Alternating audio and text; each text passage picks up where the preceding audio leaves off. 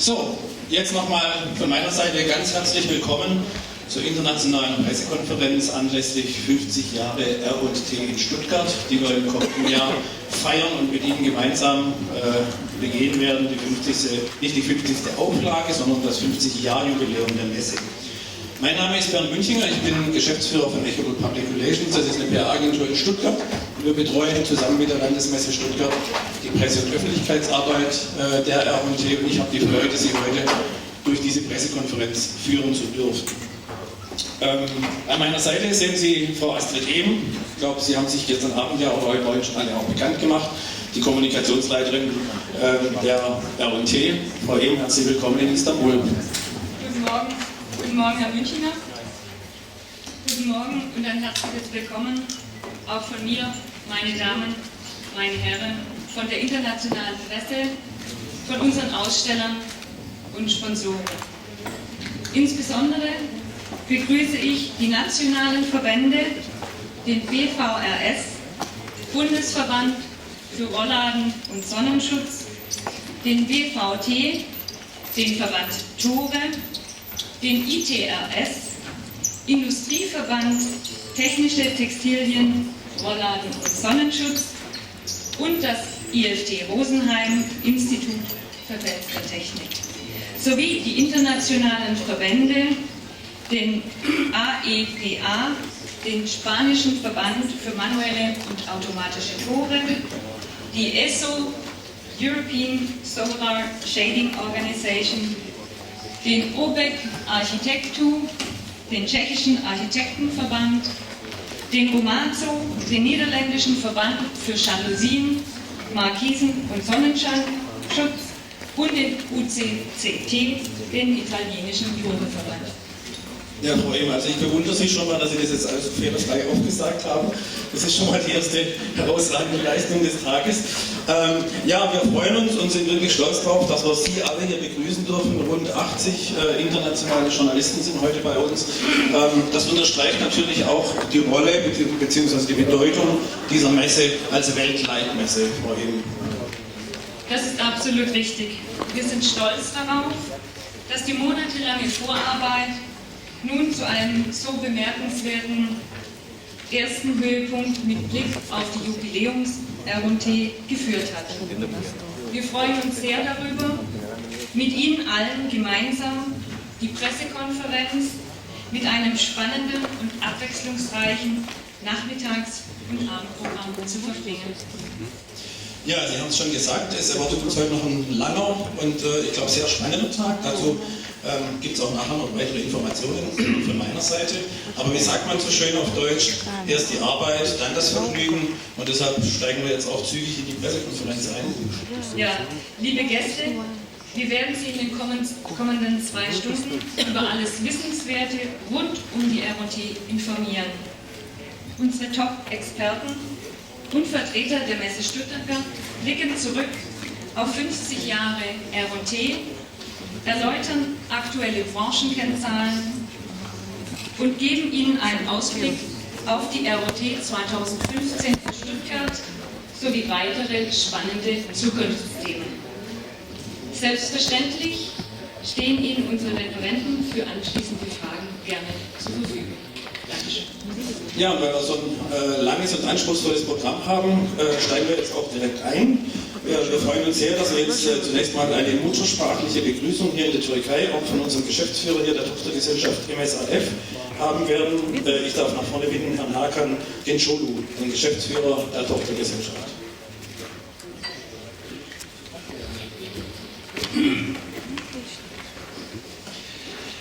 Sayın hanımefendiler ve beyefendiler, sayın basın mensupları, RT 2015 fuarının uluslararası basın toplantısına hoş geldiniz.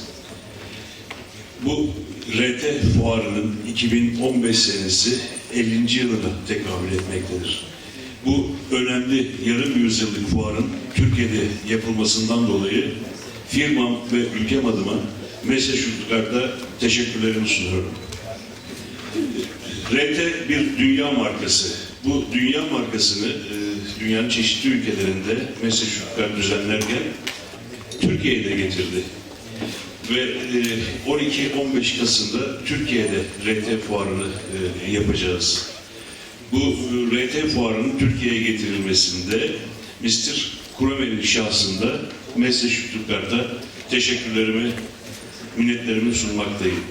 Bu büyük sektörün buluşmasında da sizleri 2015 senesinin 12-15 Kasım tarihleri arasında sizleri de tekrar İstanbul'da ağırlamaktan mutluluk duyacağız. RT fuarının çalışmalarının, basın konferansının sektöre, herkese hayırlı olmasını diliyorum. Tekrar hoş geldiniz. Herzlichen Dank für diese Begrüßung auf Türkisch. Und damit starten wir jetzt auch tatsächlich mit unserer Pressekonferenz. Ganz kurz für Sie zur Info. Sie haben es ja dem Programm auch entnommen. Wir haben jetzt mehrere Fachvorträge, die wir jetzt Ihnen hier darbieten werden.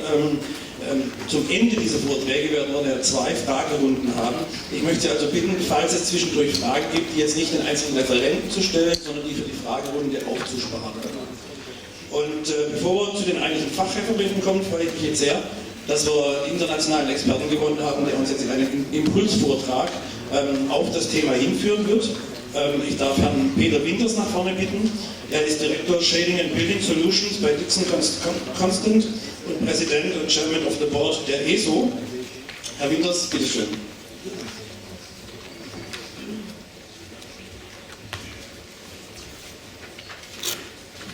Thank you very much.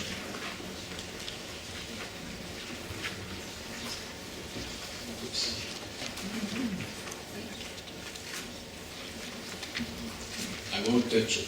Good. Okay.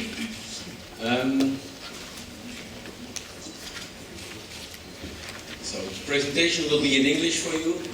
I hope this might do it. What I'm trying to bring today is the future of the solar shading industry. In fact, as you might know, ESO exists next year about 10 years. And who are we? We are in fact the association with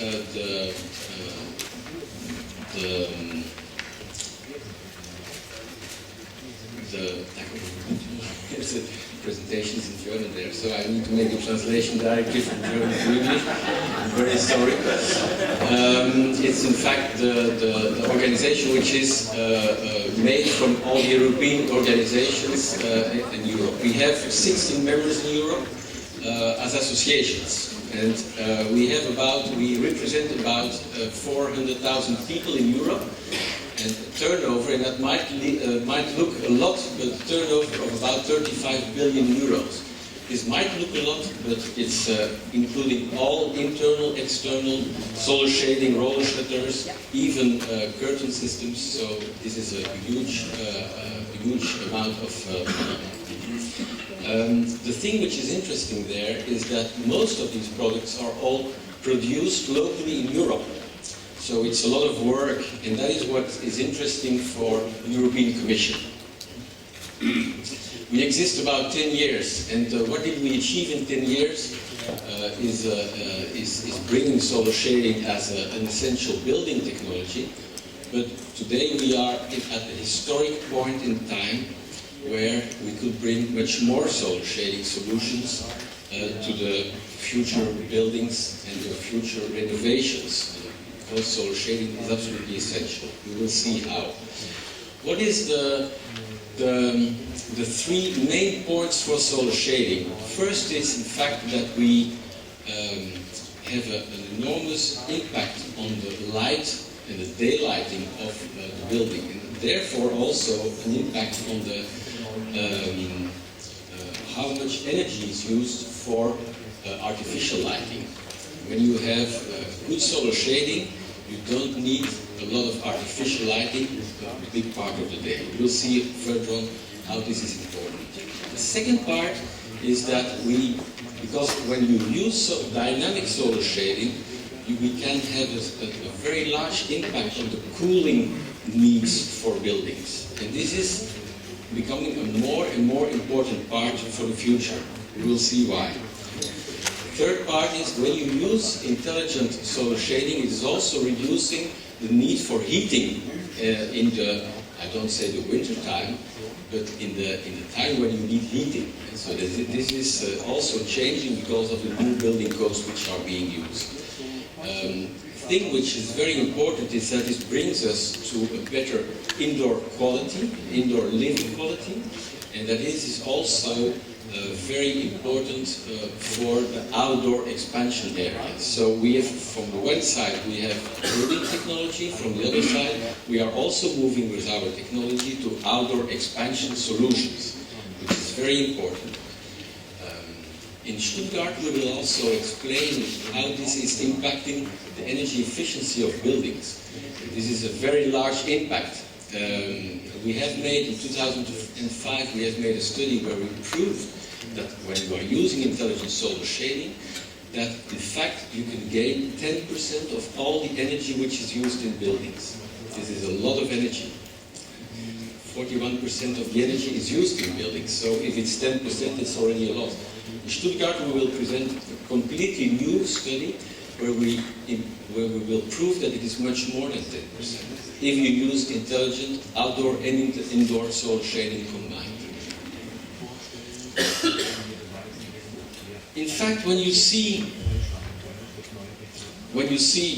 how much energy is used and how much energy is falling onto the earth, this is a map from Europe. And in this map you can see, in fact, how much solar radiance there is on every square meter in the European area. And this goes from 1,500 to about 3,000 kilowatt hours per square meter per year. This might seem strange for you. What does this in fact mean? It is a map which is accumulating all the energy from the 1st of January until the 31st of December on the two axes, so a horizontal axis and a vertical axis. If you combine those both, in fact, you have up to 1,500 kilowatt hours per square meter per year. What does this mean concretely? 1 kilowatt hour per square meter per year is the energy of one radiator. So 1,500 to 3,000 kilowatt hours means up to 3,000 hours of one radiator in a year for every square meter.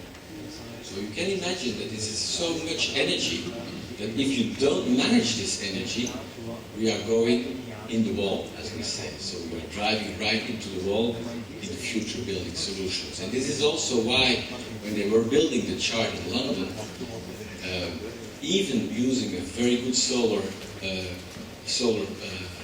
gain factor on glazing was not enough. They were using a solar control glass of 0.34, which means that 34% of the energy of the radiance of the sun is coming through. Even that was too much energy if you see how much energy is falling on a building like the chart in London. So Renzo Piano also said that the only way which this building was still operable is the intelligent solar shading which was used for that building. It's strange, but in fact it means that only 12% of the energy of the sun is coming in when it needs to come in. With solar control, the best solar control glazing which they had at that moment, it was 34%. So they diminished it by 3. We are working a lot with reda and other associations because we think that only solar shading is not going to save the energy needs for the buildings. It's a combination of all factors: solar shading, glazing, ventilation, cooling, heating, lighting. All of these combined, the smartness of this is in fact a solution for the future. And that is why we have made with reda, which is the European Association for Ventilation, Heating and Cooling, we have made a special book regarding how to use solar shading in nearly zero energy buildings. And this is a very good book because we have worked together with other technologies in trying to combine the best solutions. In fact, the thing which was main point is that before installing any heating, ventilation or air conditioning, you must see how much gain there is on the window. You must install solar shadings in order to have the best solutions. And also, this is not only for the installation and the concept of the building, but also for the operation of the building, because you will use much less energy in the building when you use this kind of systems. How does Europe push us to less energy in buildings? In fact, we see that Europe uses about, and that's not only Europe, it's also the United States. It's a little bit of Peru, which is true for the rest of the world as well. 41% of the energy in buildings is used in buildings. Sorry, 41% of total energy used is used in buildings, from which 2/3 is used for the consumption of heating and cooling, and 80% in smaller buildings. So you can understand, this is so much energy. Europe imports about 1,000 billion euros, so a million euros of energy every year. That is the use of energy, from which 50% is imported. So every year 500 billion euros draining away. So much money is draining away, which could be used in a much better way. And that's also why Europe is pushing for a long time in EPBD and rules where we have better energy efficiency in these buildings. So for 2020, Europe is driving us to nearly zero energy buildings. Not only in the new build, but also renovation will follow as well. But this means that, in fact, we are living more and more in sort of thermoses, very well insulated buildings, but also buildings which are very airtight. And this means that this trend of low energy buildings is today already pushing us to another problem, which is not a heating problem, but which is an overheating problem. So we are coming from a concept where we needed a lot of heatings in Europe in our buildings, and we are going, because of this trend to low energy buildings, we are going to overheating in the buildings. This is absolutely a fact today, and we have a lot of studies which are showing this today. So now I have an English slide, it will be easier for me. Thank you. Ventilative cooling track. We are working very closely with Mr. Per Heiselberg, who is a professor in Aalborg University, and who is in fact showing that the experience from low energy buildings, from the first low energy buildings which are made, is that there is a serious relative gap between the expected energy use and the actual energy use. And this is an increase because of an increase in cooling needs, and not only in the summer but also in wintertime. These buildings are so airtight and so well insulated that even if you have the slightest little energy coming through the window, it is too hot. And you can check with people who are living in nearly zero energy buildings. They are very satisfied about the heating needs, but ask them if they don't have a problem with overheating, because according to the research which Mr. Heiselberg has made, the too high indoor temperatures, which are there most of the time, is today the most reported problem. So in the past it might have been a heating need. In the future we are absolutely going to a cooling need. This is what we want to hear as solar shading industry. Roller shutter, solar shading industry, we are a dynamic solution, so we can really impact this in a very important way. He has made a very nice study about why are we experiencing this overheating problem. It is not anymore possible to reach the targets thanks to even better insulation, or even better building airtightness, or even ventilation heat recovery. This is already existing, but new measures needs to be included, from which demand control ventilation, shading for solar energy control, shading for daylight control. So we are there lighting controls, we are there in 3 of the 5 measures which needs to be taken for the future.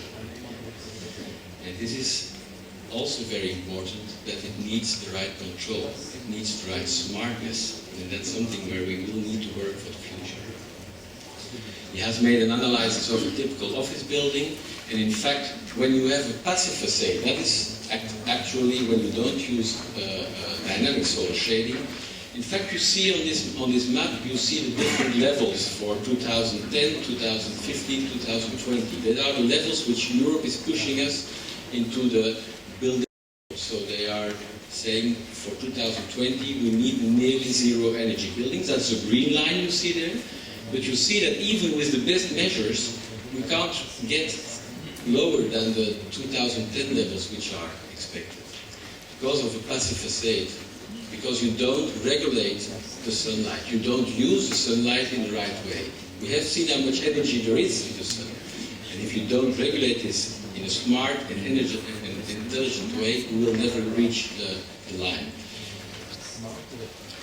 If you use a dynamic facade, including dynamic solar, outdoor and indoor solar shading, you can gain the energy of the sun when you need it in the heating period, but you can avoid this in the cooling period. So you can drastically diminish the needs for cooling because of that. At the same time, a combination of outdoor and indoor solar shading makes that you can also use indoor solar shading for glare control. And here you see that theoretically, this is still theoretical, I agree with you, we can reach the levels, including all technologies, for 2020, we can reach the levels which are needed. But this is only possible when our technology is also included into this building code. And this is why the International Energy Agency, this is not ESO, this is not an industry organization. International Energy Agency has made a technology roadmap for energy efficient building envelopes. And they say that the need for cooling will in fact increase by about 150% worldwide. 150% in 2050. It means that when today we have 100 in 2050, there will be a cooling need of 250. And by 300 to 600% in the developing countries. Why is this? This is because they are using more and more air conditioning as well. They are getting installed and they are getting more and more needs for cooling as well. And the building envelopes, this is of course understandable when we get back to the first map with the energy which is coming from the sun. The building envelopes, the part of the building that form the primary thermal barrier between interior and exterior, plays an absolutely key role in determining the levels of comfort, natural daylighting, ventilations, and how much energy is required to heat and cool a building. In fact, what they say is that external solar shading, the right exposition, and dynamic solar management will be in the future an absolutely essential technology in new build and refurbishment. And this is the International Energy Agency saying this. So you can, if you want, you can have this full study is available on the ESO website. So if you want to get into it, you can have it completely as well. But I'm just showing you the key findings. Because in fact what is happening in the world is we are coming from very old buildings and we are going to very new nearly zero energy buildings, and this drive to new zero energy buildings will also include 2 of the 3 measures will also include solar shading. So in fact we will go to highly insulated windows, but also dynamic solar control, so this is one point. Optimal design and orientations and daylighting. So these are 3 measures from which 2 solar shading are included. Something else which is not directly related to what we think about energy efficiency, but 50 years ago our grandparents were 90% of their daytime outside. 90% of their daytime they were outside. Today, look in this room, we are 90% of our time inside. In 50 years' time. So this means that we are not adapted to this. And this means that we need solutions for that. We need daylight. I will try to show you this a little bit further on. But it is, the quality of life is very much impacted with the right daylight. We have better mental working of the students when they have a view to the outside. We don't have the view to the outside. So if you fall asleep in 5 minutes, I understand. I don't mind that. But even people who have a good sight to the outdoors are getting well better in 8.5% shorter time. So this is very much impacting your health. Students have 5 to 14% higher scores when they have the right daylight and the right view to the outside. But even learn 20 to 26% faster. So either we will have students who are much more intelligent, or we will have students who will study on a shorter term. So for you it's the choice. But even workers are 18% more productive. 18% of the workers, 18% more productive workers means a lot of money, much more than energy efficiency on any other item. So you can see that even when shops are using a better daylight, a better light system, better daylight, they sell 15 to 40% more because people are more awake. You might think how this is possible, but it is very important to drive further on to a sustainable comfort. And sustainable comfort is also related to solar shading. This is a map which is used by LEED certification systems. So this is really based on studies which have been made on these items. It's also improving the quality of life, because if you use the right solar shading, you have less contrast, you can use the right daylight in the right way, and you have a better contrast so that it is less difficult for people to work as well. So in fact what you need to do is that you need to take account what is happening outside. Building technologies and building systems have not taken this into account. In fact, they are still very much thinking about, okay, the building is a thing on itself, and it's not so much related to what's happening outside. But the daylight and the energy of the sun is changing all the time. So we need also to regulate what is happening around the window. It's not just the window, it's everything around which is giving the right solution. And this is why you might be asleep now, because what I'm saying is, and this is also based on a lot of studies, and this is a pretty new development also for the solar shading. In fact, people are, in fact, because of the melatonin, which is a hormone which we are all having, is trying to make us sleep. And the right daylight is impacting on this circadian rhythm. It is the effect on the human body of the hormonal regulation. So the light of the morning daylight is having a lot of blue factors. That's what you see in this map. And this blue is impacting another hormone, which is cortisol, which is suppressing, in fact, the melatonin. And this is making that you feel awake much better, and you feel awake much more. And this is already happening at 3 lux, so very, very few light. Maximal effect is at 1,000 lux, which is not that much. Also there, we have to be very careful not to have too much light, because we might get too much cortisol, which is bad for health as well. So this is impacting our brain, this is impacting the way we are dynamizing our brain all day long. And this is why daylight is so important. I have another map, and this is might be more difficult to understand, but it's very easy. What you see in the left high corner, trying to show you this here. This is the normal daylight, and then under that you have the same spectrum of the daylight with the double pane glazing.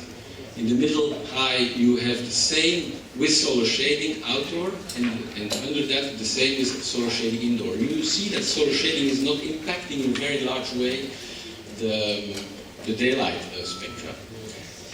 On the right corner in the higher end you will find the same with solar control glazing. You see already a difference map, and then you have the same with window film.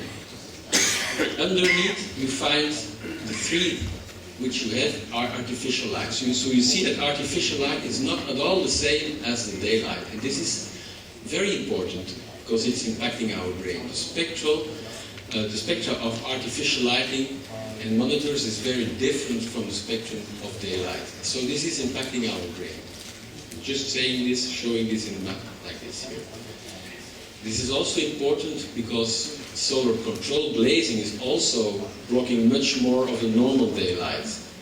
It filters out 50 or more than 50% of the natural daylight, and it requires therefore more artificial lighting inside. With shading, in fact, you have much better control of the daylight transmission. If you have too much light, you can adapt this. We are doing a full study on the reference glazings for external shading, and you see, in fact, the vertical blue lines or the pink lines or yellow lines are the different values when you impact with solar shading or not.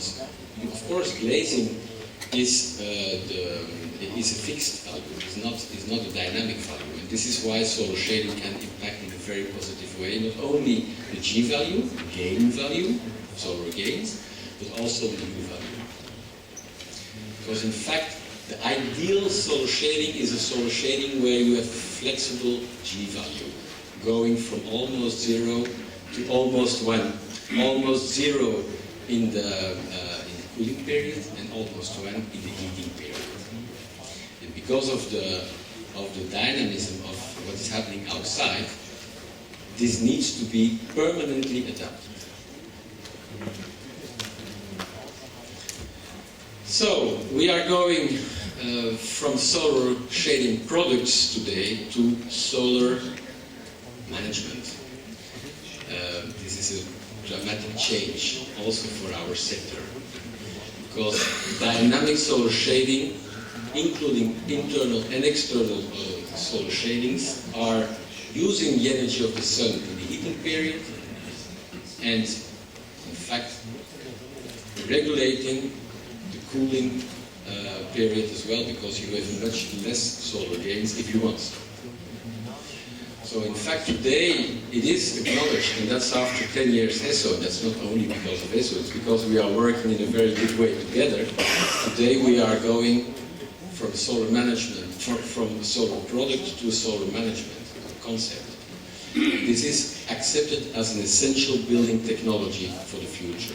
And this is very important because we need to adapt this. And this is also important for the glazing industry, because thanks to solar shading, the glazing industry can sell much bigger windows. I always say, what is the first question your wife asks you when you build a house? The first question is always, I want big windows. And this is because a wife has a subconscious feeling about what she needs. And because of solar shading, you can adapt this in a very good way. We can get to the energy efficiency of the buildings for the future, going from component level to system level and to concept level. This is the road we are going to. Now you have to bear with me a little bit, because this is a difficult slide. In Europe 27, there are about 3 billion. It's easier to say 3,000 million, because a billion is always difficult. 3,000 million windows to be changed, because they are old school. They are from the first generation. 3,000 million windows is a lot of glazing.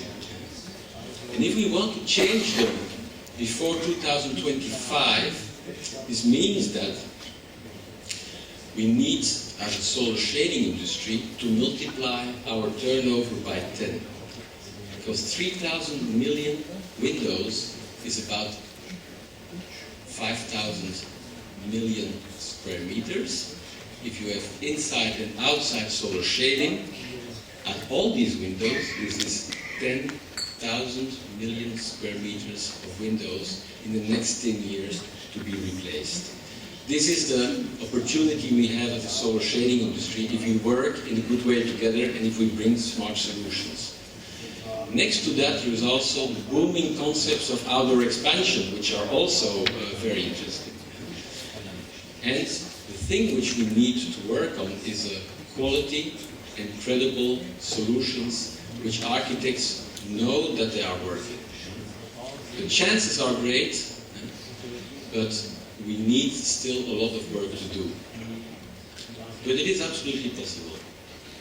And these are some important, I think you will get the presentation, so I will not run over it. These are the important things which ESSO has done over the last 10 years.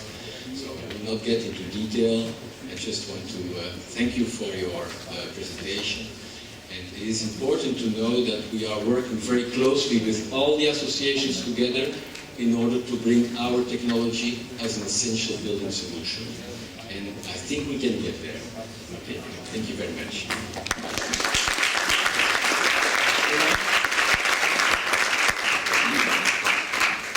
Ja, Herr Winters, vielen Dank für diesen spannenden Vortrag. Damit kommen wir jetzt zu den eigentlichen Fachthemen der RT. Als die Messe Stuttgart 1965 sich zum ersten Mal diesem Thema gewidmet hat, war das naturgemäß in relativ kleinen Anfängen. Und wir können heute feststellen, die RT hat eine hervorragende und ganz außergewöhnliche Entwicklung hingelegt. Jetzt, 50 Jahre später, können wir zurückblicken auf diese 50 Jahre. Ich freue mich sehr, dass der Chef der Messe Stuttgart, Herr Ulrich Kromer, dies jetzt für uns tun wird. Herr Kromer, bitte schön, Sie haben das Wort.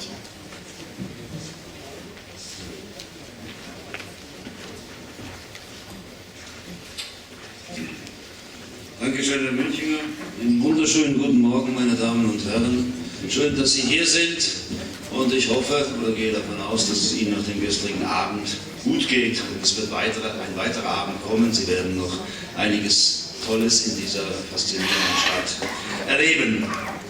Sie haben es so gemerkt, andeutungsweise, dass das Jahr 2015 ein sehr spezielles Jahr ist für die Messe Stuttgart.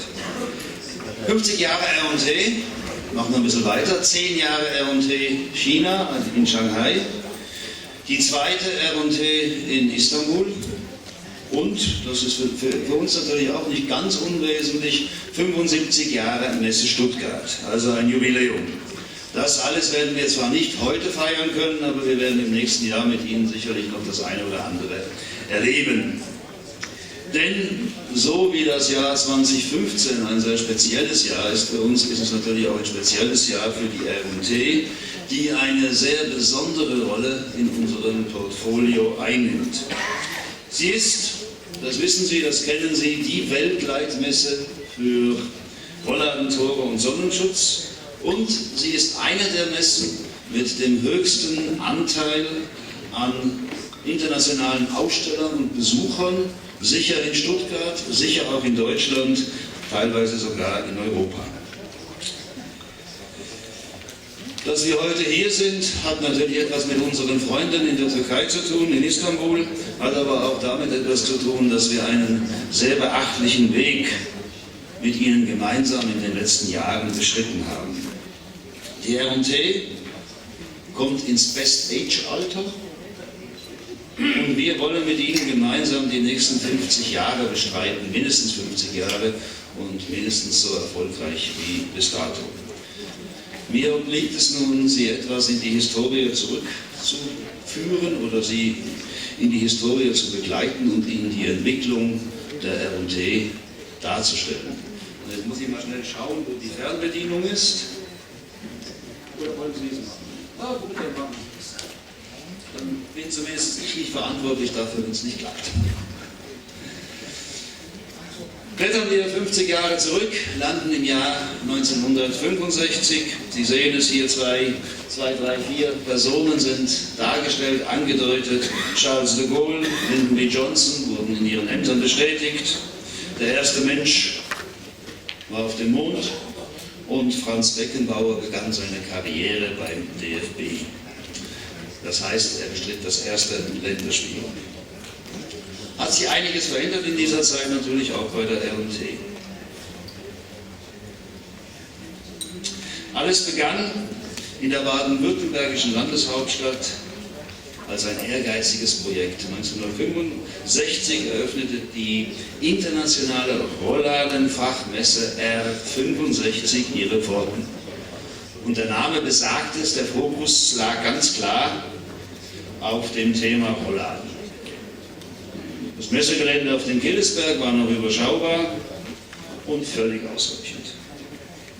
In einer Halle fanden damals 117 Aussteller aus 8 Ländern Platz und wagten das Experiment R65.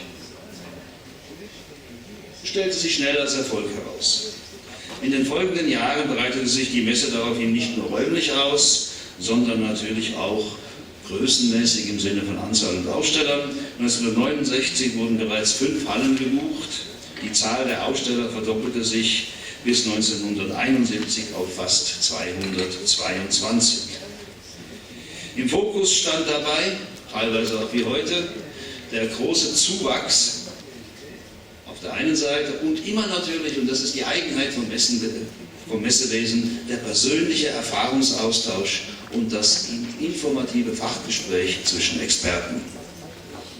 Was am Anfang in einem kleinen Rahmen begann, sollte sich in den folgenden Jahren zur wichtigsten Plattform der Rollladen-, Tor- und Sonnenschutzbranche entwickeln.